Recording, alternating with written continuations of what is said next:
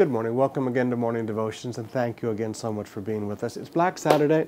No, Jesus is not dead. Jesus is alive. Feel free to have an absolutely wonderful day today. We look forward to seeing you in the services tonight. The children's musical starts today and all day tomorrow in the services, except 7:30 South Campus. I'll be preaching there at the Bellevue Hotel, so I'll look forward to seeing you. Where do we begin today? I mean, Luke chapter 22 is just so completely full. The possession of Judas by Satan himself, the fact that Jesus chooses to have the Last Supper in the Essene community, the man carrying a pot of water because the Essene men did not get married. Very safe place. Jesus knew how to choose a safe place for the Last Supper because people were wanting to kill him. I mean, it just goes on and on with incredible truth, the rewards for those who have sacrificed. And he said, listen, you know, you stood by me in my trials, and I will confer on you a kingdom, rewards for those who stand and finish the course with Jesus. But I want to do a little practical thing with you today. I want you to start with me in verse 35. Then Jesus asked them, when I sent you out without a purse, a bag, or sandals, did you lack anything? No, he said.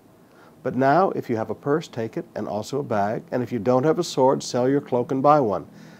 It is written, and he was numbered with the transgressors, and I tell you that this must be fulfilled in me. Yes, what was written about me is reaching its fulfillment. Now, Jesus is teaching his disciples an incredible principle of what I call temporary commands. And sometimes as Christians, we think that once God says something to us, that is the way it is to be for the rest of our lives. But it's not always that way. Early in their ministry, the disciples had to learn to live by faith.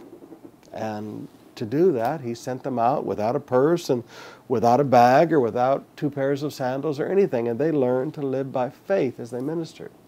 But now their training is done, and he said, now, make sure you take care of yourself. Make sure you take extra. Make sure that you're safe.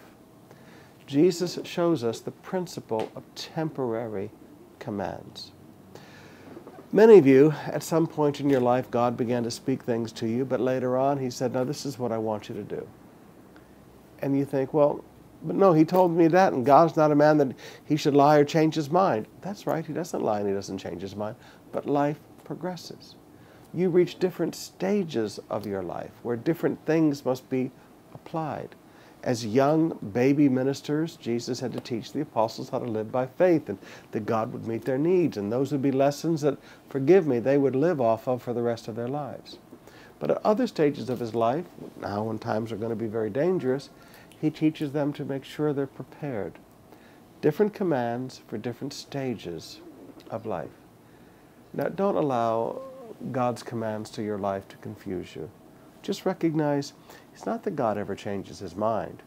It's that as life progresses and as your spiritual life progresses, things are different.